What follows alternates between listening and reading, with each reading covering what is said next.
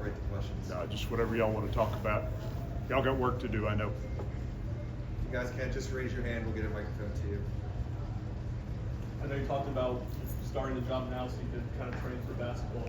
What does that look like over the next couple of months, getting kind of conditioned to what the basketball schedule looks like? Well, it's trying not to get too overwhelmed by all of it. There's so much to take up.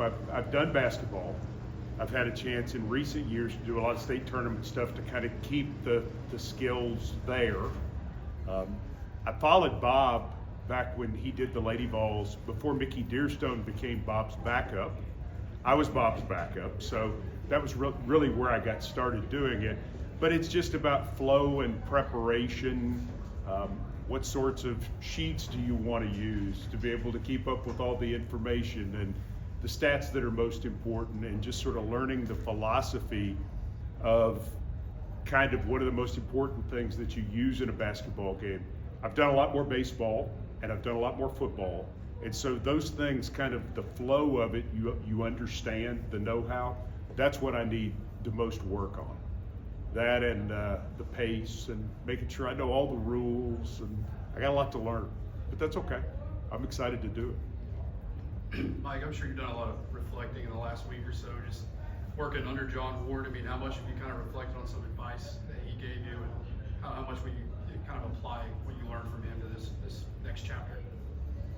The John Ward thing is the biggest part of the equation, because in learning from John, there were so many lessons all the time. I've talked a lot about the preparation part of it, because John was so prepared that it was just phenomenal. And I've followed that to a T throughout, to the point of being over-prepared most of the time. But it goes back to Ryan's question about how do you get ready. You can try to do too much. You can have too much in front of you. So what's really important?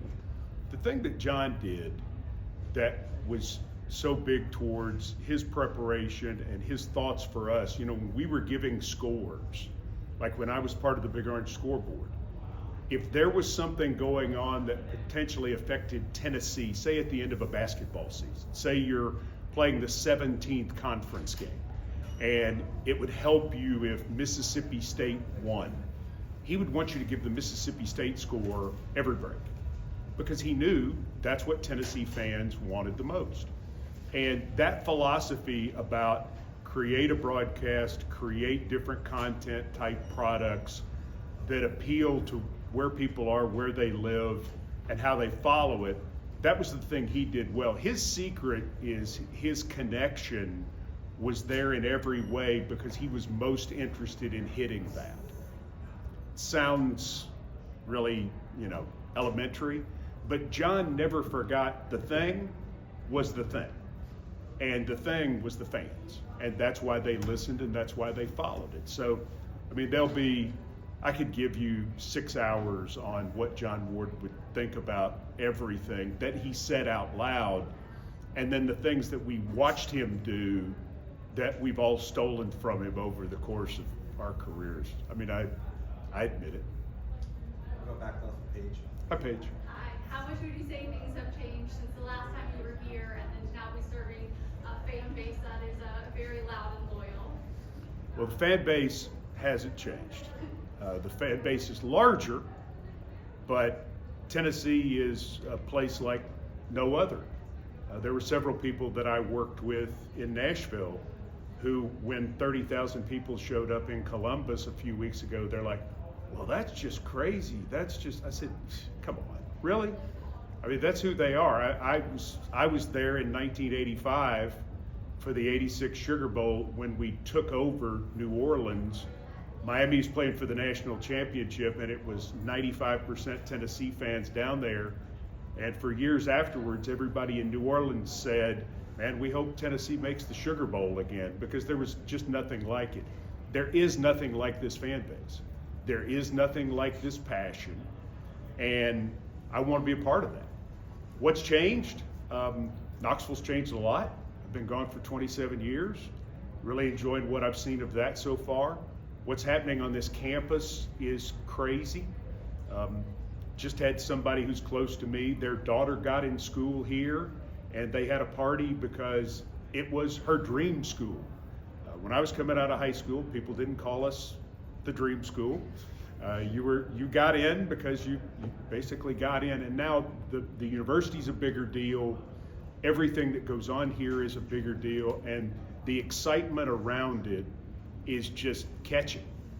And to get to join this team overall at this time, not just the athletic teams and the athletic department, but to be part of it. Hey, I recruited 2 kids to go to Tennessee at breakfast in Brentwood on Sunday morning, so I want them all to come here. I don't understand why you wouldn't. Go back over to Casey. Casey? Hi, Mike. What's a early memory, story, moment of the first time where you maybe thought, oh yeah, I'd like to be, the voice of the Vols? Well, so I really wanted to be voice of the Vols from when I was a little kid, to the point that when I came up here on my campus visit at the end of my junior year, Mike Moore, who is a legendary figure in sports production, was working at the communications department at the time for what was the UTV network. And I told him, he said, so what would you like to do with your career? And 17-year-old me goes, oh, I'm going to be the next voice of the Vols. Now, I'd like to apologize for that, for being that obnoxious. I don't know what I was thinking. I would like to tell 17-year-old me to cool it. And then as I got to work for John and I saw what he did, and I saw how it wasn't easy, and then I knew Bob was going to be next, and he should be next because he had put in that time and everything that went with it. It all changed. But when I was a kid, from like 7 to 17, I thought, oh, that's me. That's what I want to do. I was pretty singularly focused. I was very obnoxious, and I needed to stop. Like I said, at this point, you look back on that and you're just like, but it meant that much to me. I knew I wanted to work in broadcasting.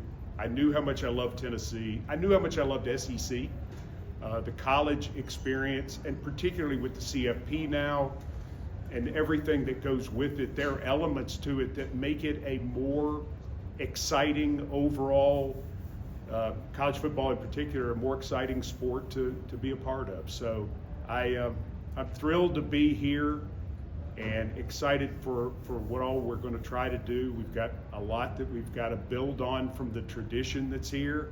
The things that aren't broken, we're not going anywhere near, like John Wilkerson doing baseball. And the things that the Vol Network does great, which are the majority of things that they do. I'm not here to reinvent it. I'm just here to take the next 25 years, I hope. That's the goal.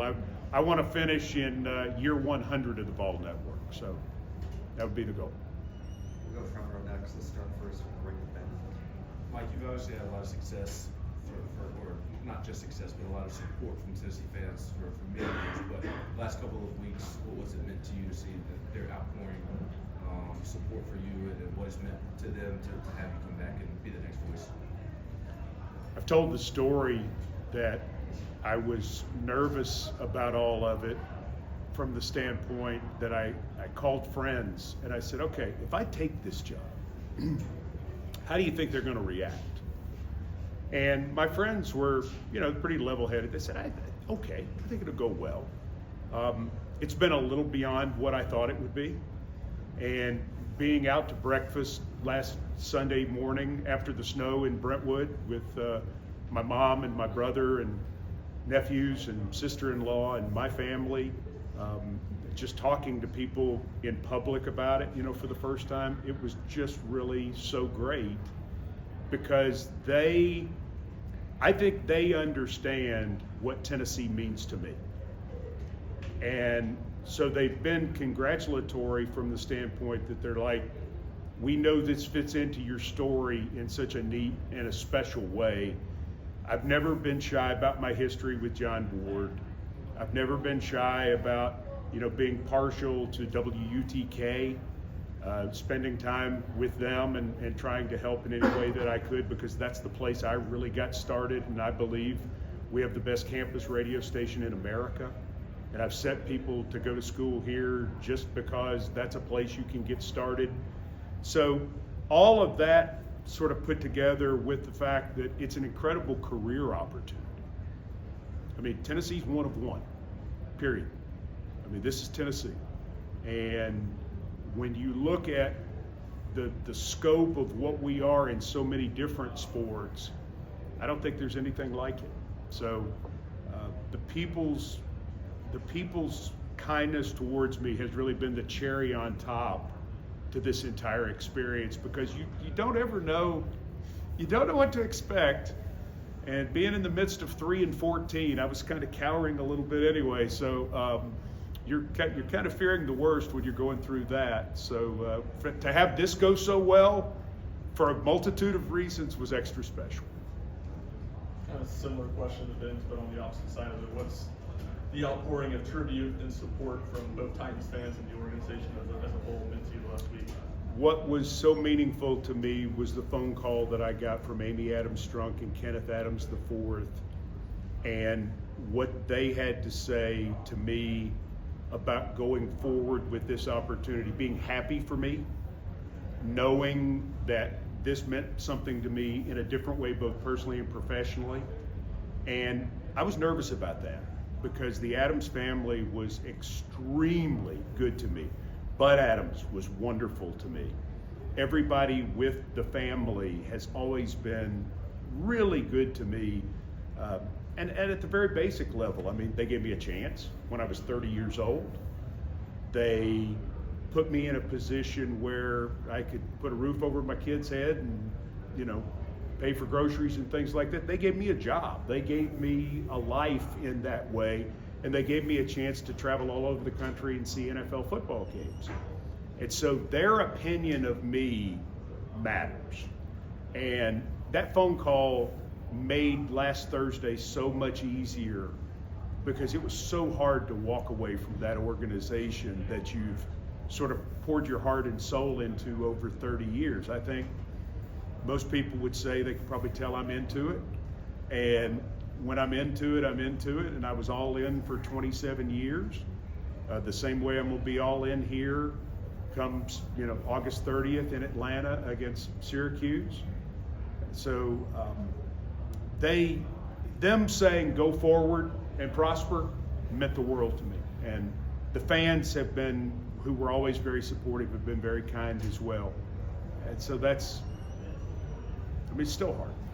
It's still hard because I still love it. Everybody good? Mike, thank you so much. Thank you all. Thank you.